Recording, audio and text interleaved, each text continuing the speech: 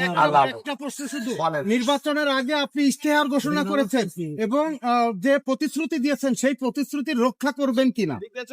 প্রাথমিক কাজ এখানে সম্প্রীতি সহিংসতা কোনো না হওয়া, নির্বাচন পরবর্তী যে পরিবেশ একেবারে কুল ডাউন শান্ত রাখা। দ্বিতীয় কাজ আমাদের গ্রেপ্তারকৃত নেতৃবৃন্দকে মুক্ত করা। তারপর থেকে শুরু হবে আমাদের উন্নয়নের যে কাজ।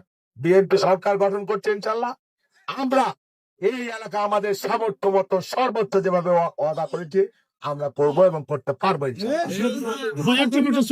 সেটা হচ্ছে আপনি একজন কৃষক এই পরিবার থেকে এই পর্যন্ত উঠে এসেছেন, আপনার অনুভূতি এবং আপনার প্রথম বার্তা ভাঙ্গাবাসীর জন্য কি?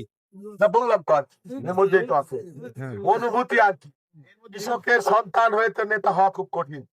এই মানুষ যদি আমাকে সমর্থন না দিত, ভোট না দিত, ভালোবাসা না দিত, আমি তো পারতাম না, তাই না? সেই জন্য আমি যেমন কৃষকের সন্তান এখানে আসতে পেরেছি, আমি চাই এই 4 আসনের সমস্ত খামার কুমার জেলে কৃষক তাঁতি প্রত্যেকের পরিবার থেকে রাজনীতি করবার, চাকরি করবার, ভালো চাকরি পাবার অধিকার আছে এবং সেই পথ যাতে আমরা উন্মুক্ত করতে পারি সেই আমাদের চেষ্টা। ধন্যবাদ। হ্যাঁ, আপনার প্রতিপক্ষ প্রার্থী যারা ছিলেন তাদের উদ্দেশ্যে যদি কোনো মেসেজ দিতে চান। আচ্ছা, আমার প্রতিপক্ষ বলে কোনো কথা নাই, প্রতিদ্বন্দ্বী প্রার্থী ছিলাম আমরা। আমি সকালে জামাত ইসলামের যিনি প্রার্থী ছিলেন মৌলানা সরোয়ার হোসেন, তার সাথে সৌজন্য সাক্ষাৎ করতে গিয়েছিলাম। তার সাথে আমি দেখা করে এসেছি। তিনি অত্যন্ত ভদ্র মানুষ। এই নির্বাচনে আমরা এতদিন কাজ করেছি, এখানে আল্লাহর রহমতে কোন ধরনের কোন অপ্রীতিকর ঘটনা, সংঘাত, সহিংসতার ঘটনা ঘটে নাই।